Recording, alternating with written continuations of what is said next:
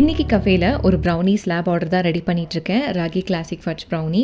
இந்த கஸ்டமர் ஒரு reference image அனுப்பிச்சு இதே மாதிரியே பர்ஃபெக்டாக பண்ணி கொடுத்துருங்க, ஸ்ட்ராபெரிஸ் வச்சு ரீப்ளேஸ் பண்ண முடியுமா அப்படின்னு கேட்டிருந்தாங்க. எனக்கு சோர்ஸ் பண்ணும்போது கிடைக்கல அப்படிங்கிறதுனால ஹாட் சாக்லேட்ஸ் வச்சு ரீப்ளேஸ் பண்ணிடுங்க, மில்க் அண்ட் ஒயிட் காம்பினேஷனில் இருக்கட்டும் அப்படின்னு சொல்லியிருந்தாங்க.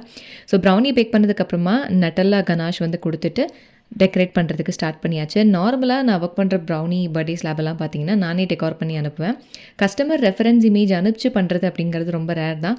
பட் இது ஓரளவுக்கு பர்ஃபெக்டாக மேட்ச் பண்ணி கொண்டு வந்தாச்சு. எல்லாம் பர்ஃபெக்டாக ரெடி பண்ணி கம்ப்ளீட்டாக பக்காவாக பேக் பண்ணி கொரியர் போட்டாச்சு. ஆனால் கஸ்டமர் அனுப்பிச்ச லொக்கேஷனில் கரெக்டாக போட்டு மேப் ஆகாமல் லொக்கேஷன் வேறு இடத்துக்கு போயிருக்கு. ஸோ திருப்பி மாற்றி கஸ்டமருக்கு கொஞ்சம் டிலேவாக தான் போயிருந்தது. அது மட்டும் தான் கொஞ்சம் வந்து வருத்தமாக இருந்தது. அண்ட் படம் ஏதாவது பார்க்கணும் அப்படின்னா எப்போவுமே டிவியில் தான் பார்க்குறோம், அந்தளவுக்கு கன்வீனியண்ட்டாக இல்லை அப்படிங்கிறதுனால இப்போ அமேசானில் சேல் போட்டிருக்காங்க இல்லையா, ஸோ ஒரு ப்ரொஜெக்டரும் வாங்கி பெட்ரூமில் செட் பண்ணியாச்சு படம் பார்க்குறதுக்கு.